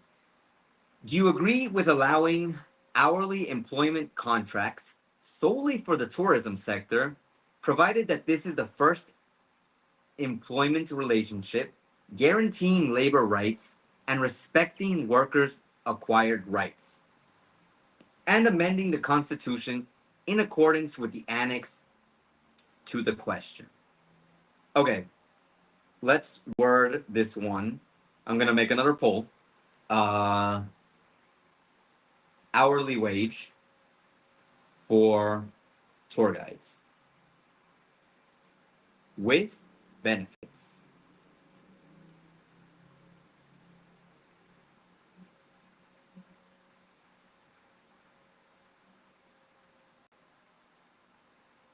Okay, start poll. So now this is the next one: hourly wage for tour guides with benefits. So, my opinion for question 4 for this one, this is probably the one that I'm the most torn. The one that I'm not 100% yes nor 100% no. In theory, working with an hour-based program shouldn't be terrible, especially if you're guaranteed your rights as a worker, since you could technically, theoretically, work in various places. Like if one job is giving you a work schedule of 4 hours, you have so many hours in a day to do another job and earn a decent wage in that job as well. So if you're working 2 jobs while still being guaranteed your rights in both of these jobs, then I feel like you'd have a very good time if you could organize your hours well. The problem in my mind with this situation is how the amount you earn would be distributed. Because, for example, think about it like this. Would it be a fraction of what the Ecuadorian minimum wage is based on how much each hour in it costs? Or would it be a stable amount that you're guaranteed no matter what tourism related job that you're given? Let's look at it like this. If the minimum wage is $475, which if I remember correctly, it's around 470, 480, around that range, and you're working 205 hours a month, that means that each hour is worth about $2. Now, that is the normal minimum wage and the normal amount of hours you work each month during a year, during a month. So 205 hours a month, each hour is worth $2. Is that the amount that you're going to earn now per hour in the new workplace that you're at? So let's go back to the 4 hours that I mentioned earlier. So if I'm working 4 hours a day and I'm earning $2 per hour, 2, 4, 6, 8. I'm working 4 hours for $8. Honestly, like in general, looking at the minimum wage, I've never been a fan of that's why I've never been a fan of the minimum wage, because it does not add up like to something that I would want to get out of bed for. That's why, at least in my job, as an English teacher, we get paid a little bit over the minimum wage. But even then, it's kind of. But for $2 an hour, ooh, no, man. Like, does that seem like, you know, fair compensation to you? And if not, like, if we have to modify it, okay, if you're working in the tourism sector and you're not earning $2 an hour, how much should you earn? What would be the correct compensation for a person who's working in the tourism sector per hour? What would it be? In my mind, I was putting a value of about $5. I think $5 would be great, because if you work 4 hours at $5 an hour, that's $20. And if you work two separate jobs that pay you hourly, $4 an hour, I mean $5 an hour, that's, and you're working 4 hours in each place, that's $40. $40 a day isn't terrible, isn't, in comparison to what I mentioned before, which was $2 an hour, $8, two different jobs, 8, 8, 16, 16, $16 a day is like less than half of that. What do you think about this one? Honestly, I think I'm more on the no side, only because I know there's a lot of places that are going to try to take advantage of the hourly wage. Like, oh, we're paying you hourly wage, you have your benefits, but we're only paying you $3 an hour, which is more than two, which is what you would earn if you normally worked at the minimum wage. Mm-mm. I don't know. To me, that would be crazy. But what do you think? So far, I see that there's an agreement of there should be the hourly wage for tour guides with benefits. They get benefits. I don't know. Any other thoughts on this situation? If not, then for the most part, I would say that that is everything that we need to know about the well, at least the news for this week, the main Ecuador and world news in general.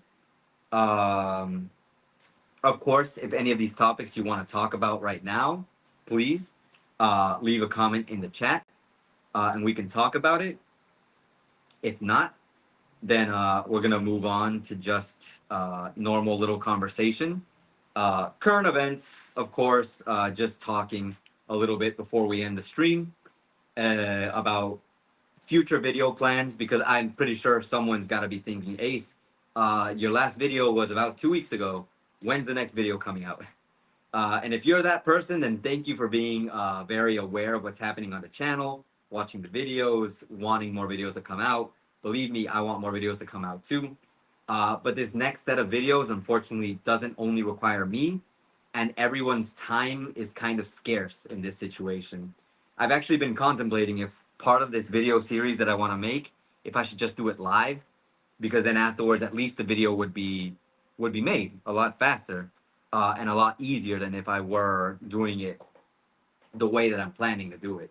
Just that the way I'm planning on doing it makes for a more enjoyable viewer experience, let's just say, while the other one is a more interactive experience.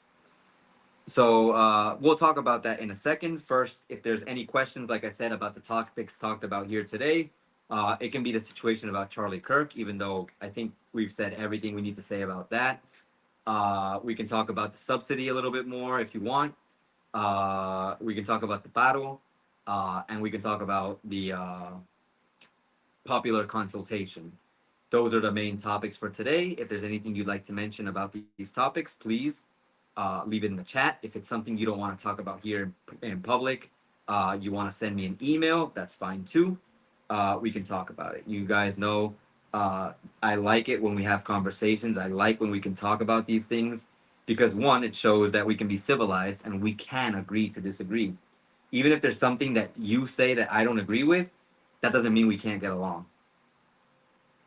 It's okay for us to have differing views. So yeah, if there's anything you'd like to mention, please let me know. If not, then first let's go with the videos on the channel. Like I said, the next video we were supposed to start recording technically last week, but everyone was busy on the weekend, so it was impossible. I actually, since everyone was busy on Saturday, because that was the day we were going to record, I took the opportunity, and on Sunday, I went to hang out with my friends in Manta. That was fun, tons of fun. Had a lot of fun hanging out with my friends in Manta. Uh, for members, I'll be showing you that later on when we do this month's update. And speaking of updates, of course, this weekend, specifically on Sunday, is my brother's birthday. So I will be celebrating my brother's birthday on Sunday.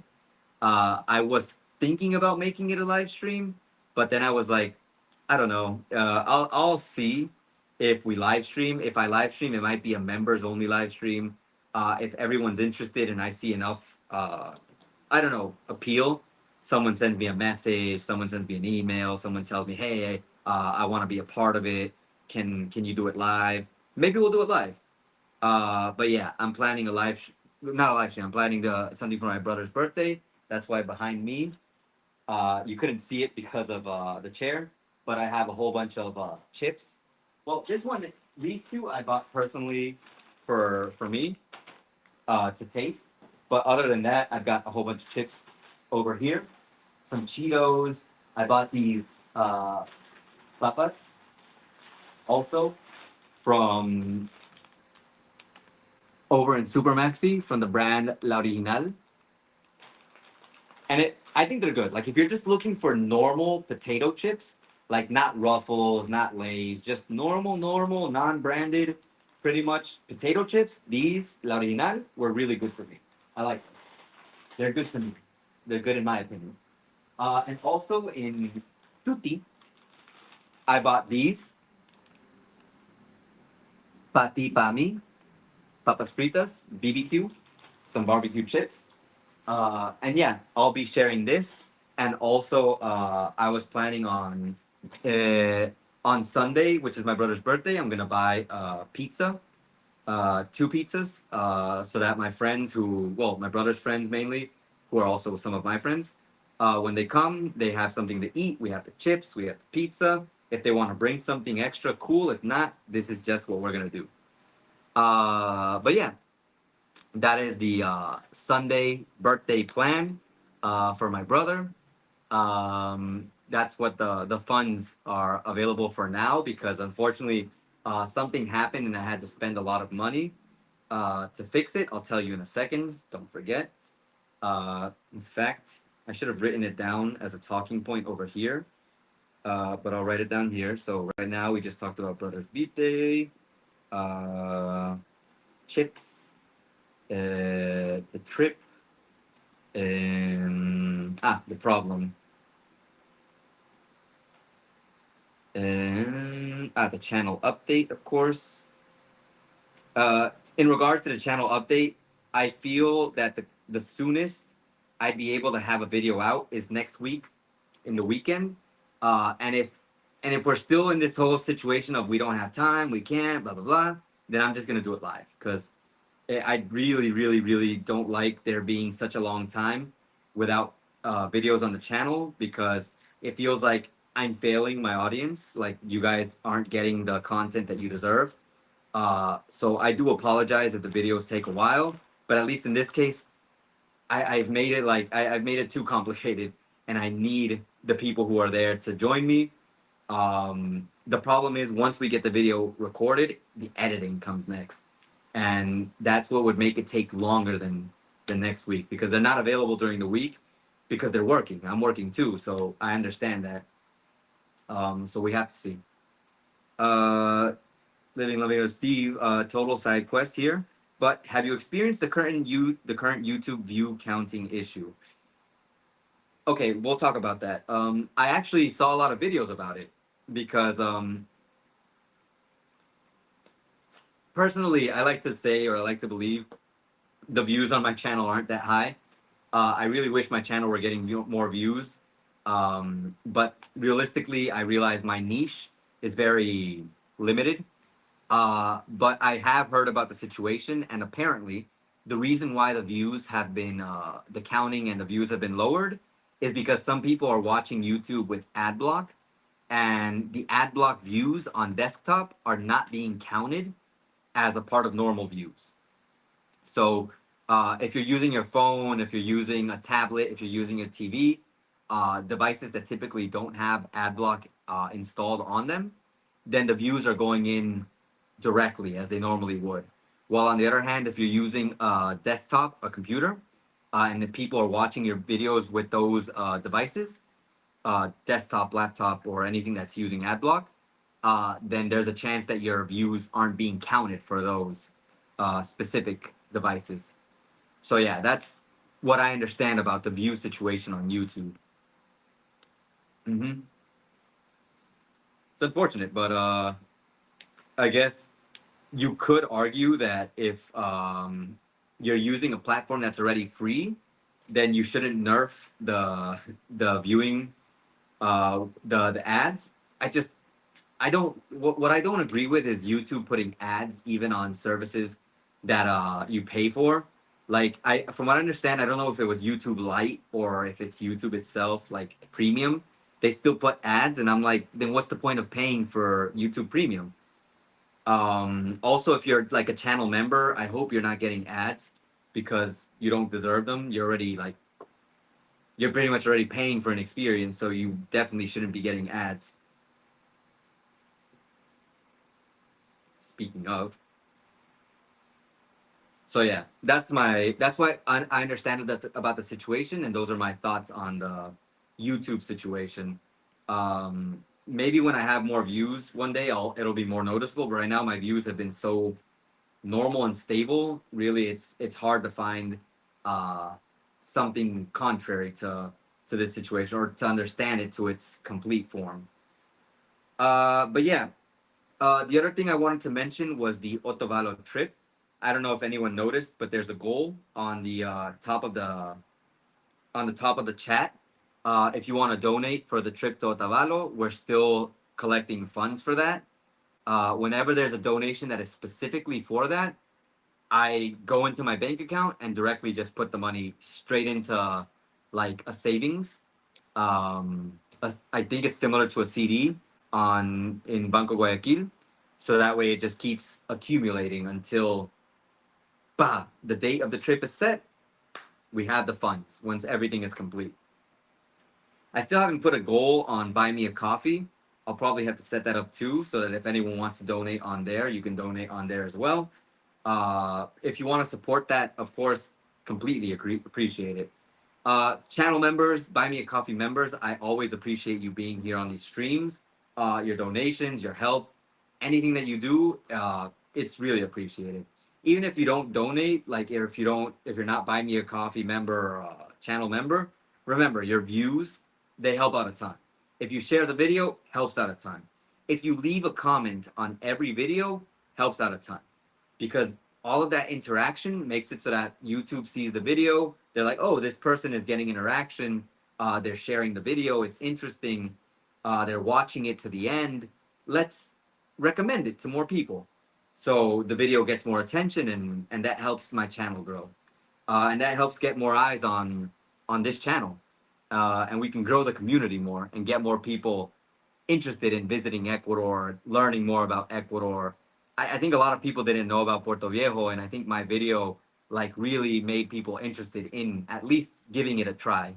If you come here just for the food, I'm not even gonna complain because that is like the absolute best pillar in my opinion. So definitely visit Puerto Viejo if you ever have a chance. And yeah, let's see here. YouTube has changed its policy on ad blocks. I couldn't watch any YouTube video without deactivating my ad block.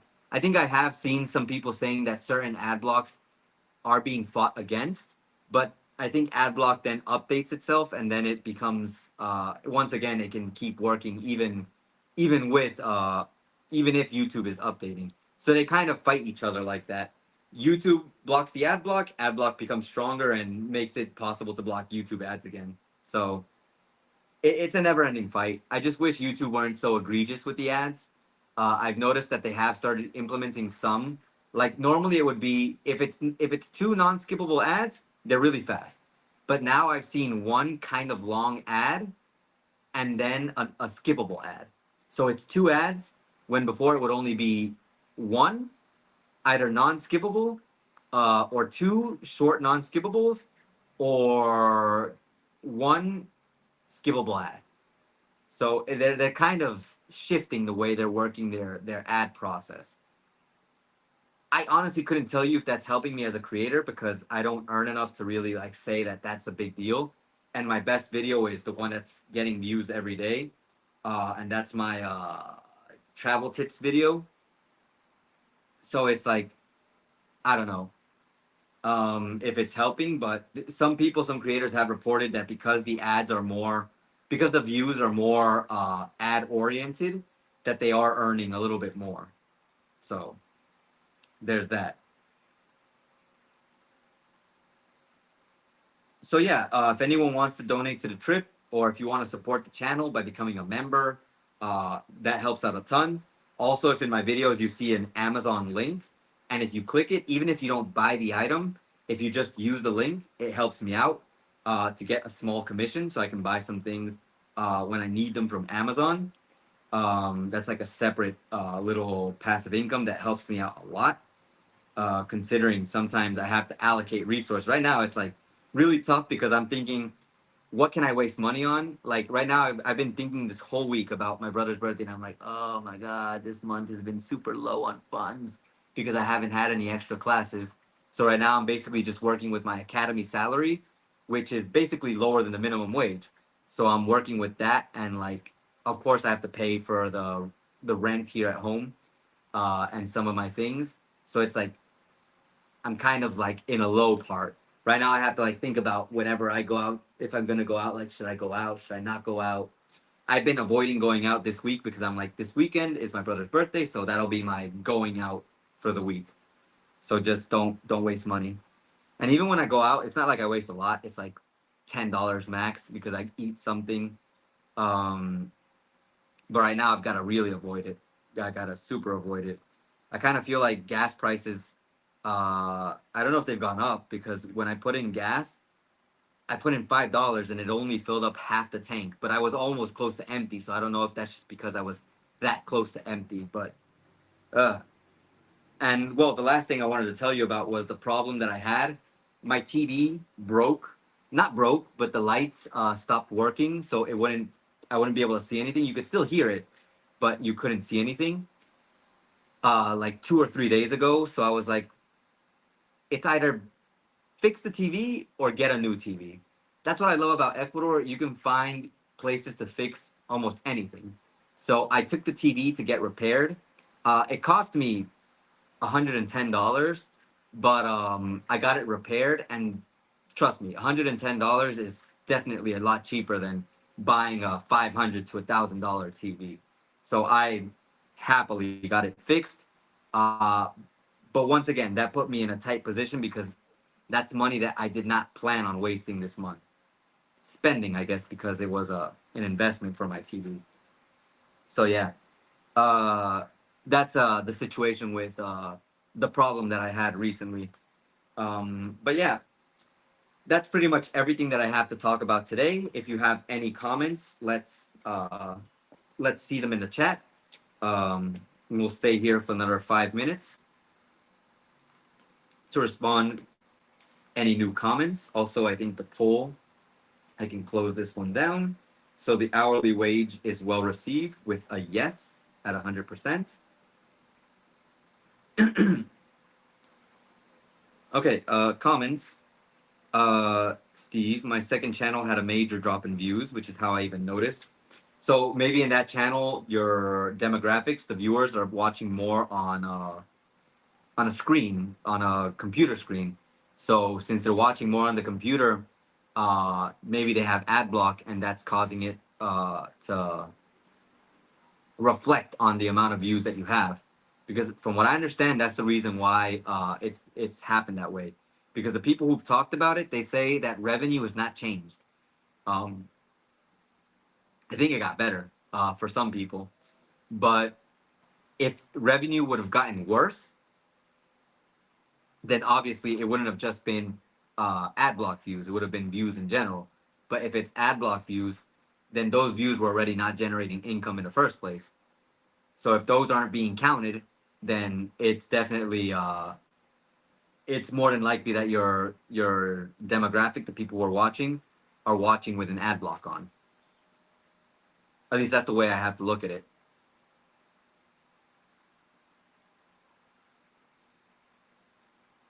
Anyone else? Any other thoughts? Wish me luck on trying these two things. One of them is the chicharron. My dad really loves these, and I wanted to see how these tasted.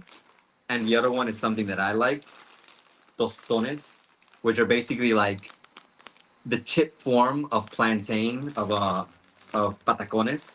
So I want to see if they're any good. If they are, they're items that I can recommend at a later date. If they're not good, then obviously I'm gonna be like, yeah, don't eat this, because I am planning future plan. Spoiler for anyone in the future. I am planning on making a 2T video because I've made Comisariato basically comparing it with Supermaxi. I've made the Supermaxi video. I've made the Mercado video.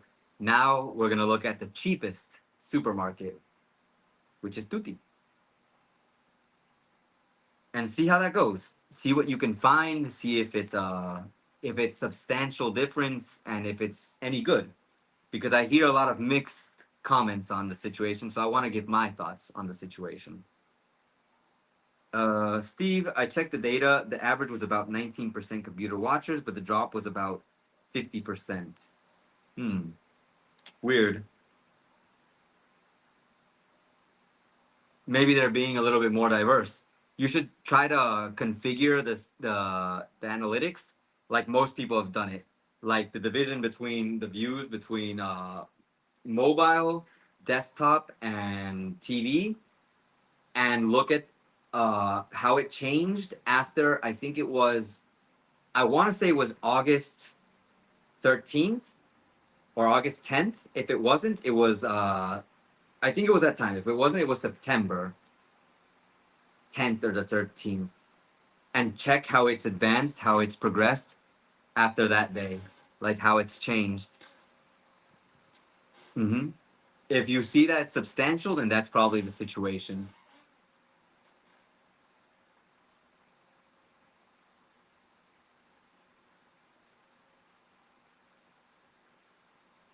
Okay.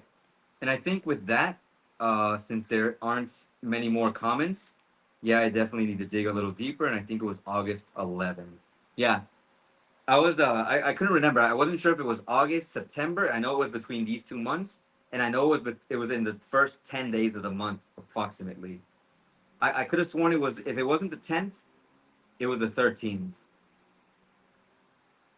We'll have to check it out. But yeah, other than that, I think we're good for today. I appreciate everyone who took the time to comment, to join the stream. Robert, I'm looking at the top fans. Robert, first place, thank you very much. for being here, and thank you for being a member. I appreciate your support. Thank you for the comments. Living Loving Abroad, Steve, appreciate you being here today. Thank you for taking the time. Kathy and the dogs, thank you for being here. Hopefully things are good over in Florida. Freak Out, Net Freak, also thank you for being here. Appreciate your time. Unfortunately, you made it a little bit late, but you made it. That's the best part. Peace out, bro. Thanks for the news update. Thank you for being here, Steve. Um, Moon, thank you for being here. Tom, thank you for taking the time to say hi. And there's one more. Ateronius, thank you for being here. I didn't get to say hi. I didn't notice. I thought that was Moon because they had the same symbol. But thank you for being here. Thank you for taking the time.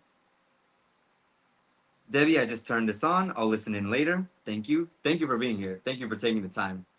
I really appreciate it. And everyone else, I hope to see you in the next stream. Take care in the meantime.